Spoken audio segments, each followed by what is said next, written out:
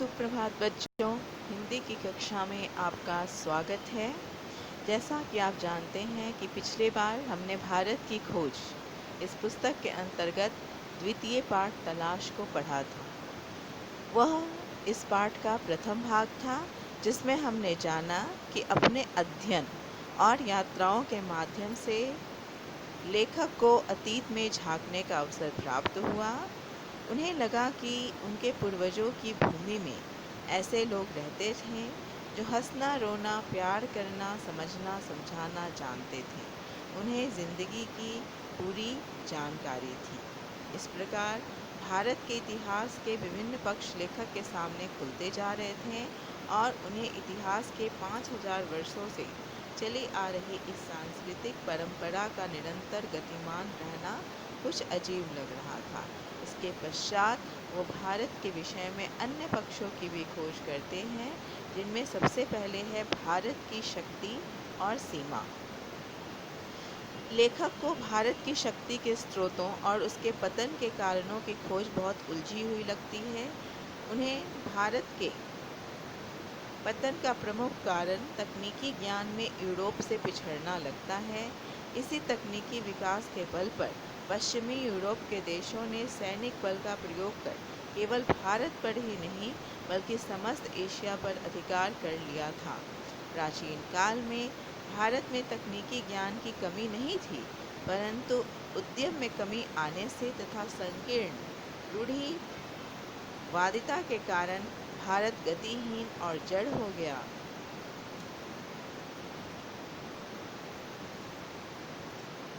इसके विपरीत विश्व के दूसरे हिस्से प्रगति करते गए।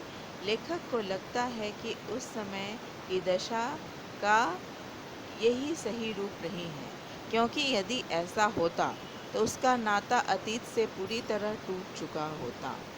एक युग के अंत के बाद नया युग आता है। इसी प्रकार से भारत में निरंतरता बनी रही और नए पुराने में तालमेल बैठाने का प्रयास होता रहा। इसलिए भारत अपने प्राचीन संस्कारों को बनाए रख सका तथा नए विचारों को भी आत्मसात करता रहा। तो इस प्रकार भारत की शक्ति और सीमा से लेखक ने ये निष्कर्ष निकाला कि कहीं ना कहीं तकनीकी ज्ञान का अभाव भारत के पिछड़े जाने का कारण है।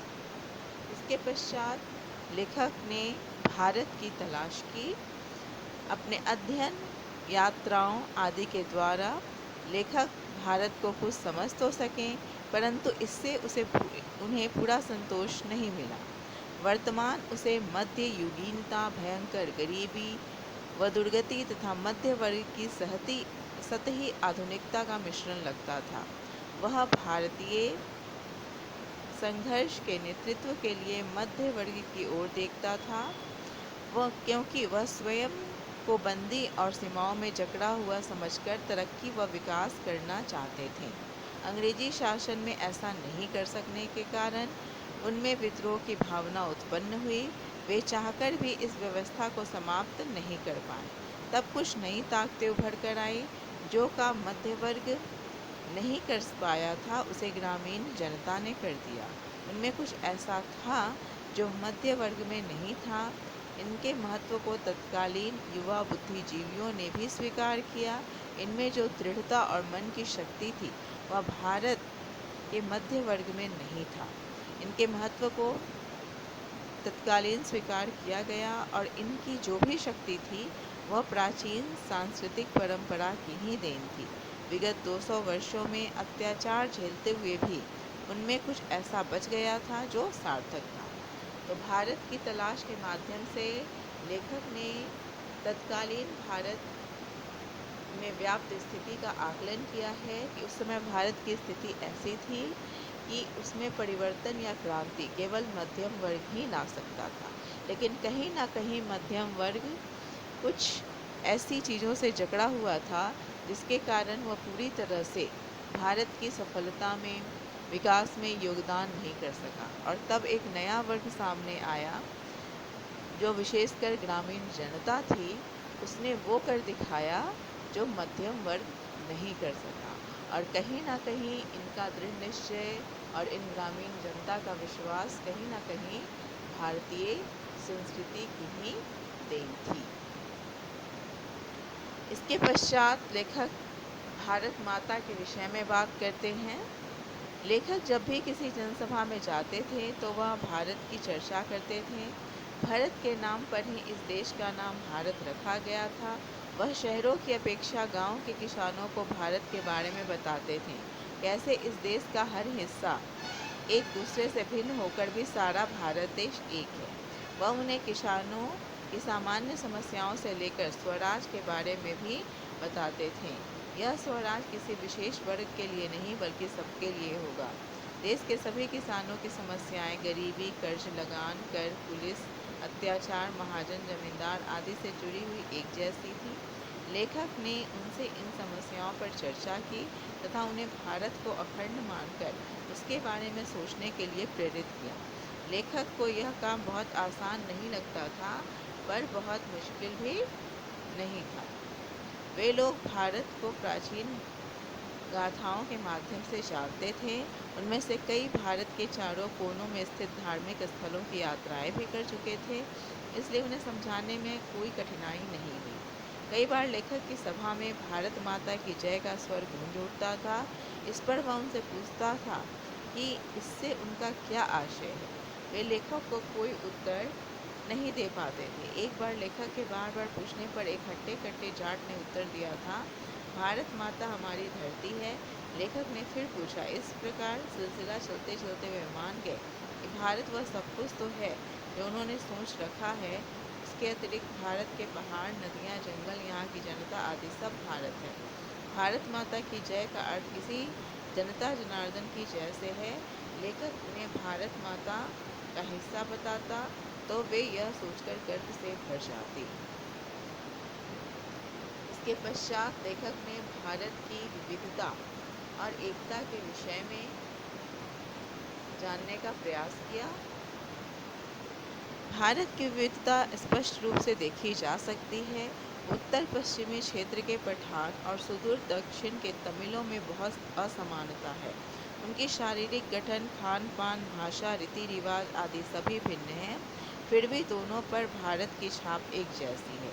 इसी प्रकार से बंगाली, मराठी, गुजराती, उड़िया, असमिया, कन्नड़, मलयाली, सिंधी, पंजाबी, कश्मीरी आदि सैकड़ों वर्षों से अपनी अपनी अलग पहचान बनाए हुए भी वे ऐसे भारतीय बने रहें जिनकी राष्ट्रीय विरासत, नैतिक और मानसिक विशेषताएं एक समान थी।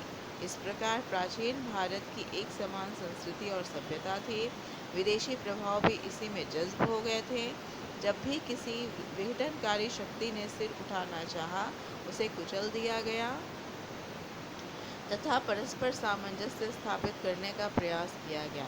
इस प्रकार भारत में प्राचीन काल से ही भारत को अखंड माना गया तथा इसी के अंतर्गत विभिन्न विचारों को मान्यता देते हुए विविधता को स्वीकार किया गया, परंतु देश की अखंडता को बनाए रखा गया। लेखक का मानना है कि प्रत्येक देश में अनेक छोटी बड़ी भिन्नताएं होती हैं, परंतु समग्र रूप से वह एक देश होता है। दो अलग अलग देशों के सीमांत क्षेत्रों में यह भिन्नता बहुत कम दिखाई देती है। प्राचीन और मध्य युग में सामंती, धार्मिक तथा जातीय संबंधों का महत्व अधिक था। लेखक मानता है कि भारतवासी अपने देश के दूसरे हिस्से में जाने की अपेक्षा किसी अन्य देश में जाकर अधिक अजनबीपन अनुभव करता था। आधुनिक युग में राष्ट्रीयतावाद विचार बहुत विकसित हो गया है, इसलिए विदेशों में रहने वाले भारतीय अपना धर्म, जाति, संप्रदाय आदि भुलाकर भारतीय बनकर ही रहते हैं। प्रत्येक व्यक्ति के मन में अपनी मातृभूमि की अलग अलग कल्पना होती है।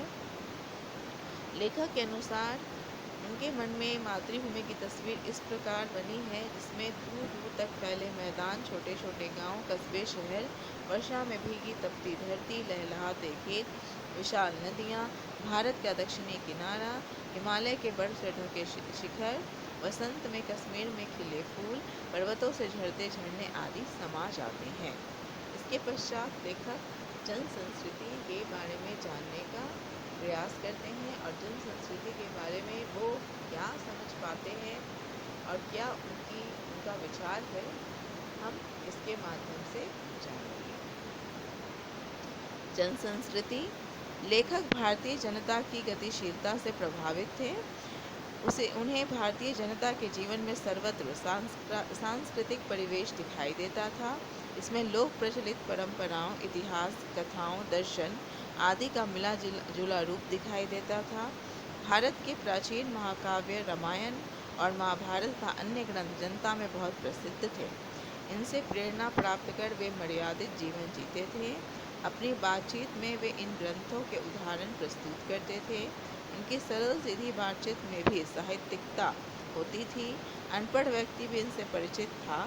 लोग अत्यंत सरल तथा सहज रूप से जीवन व्यतीत करते थे। मनोहर पुरुष तथा सुंदर स्त्री को देखकर लेखक आश्चर्यचकित हो जाता था कि अनेक मुसीबतें उठाकर भी इनका आकर्षण कैसे बचा रहा।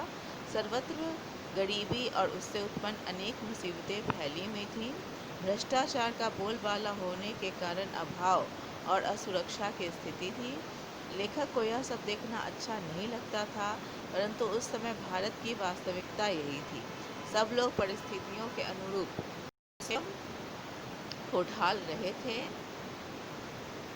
वर्षों की सांस्कृतिक विरासत ने अब भी विनम्र और सज्जन बनाए हुए थी। अब हम जानेंगे कुछ कठिन शब्दों के अर्थ।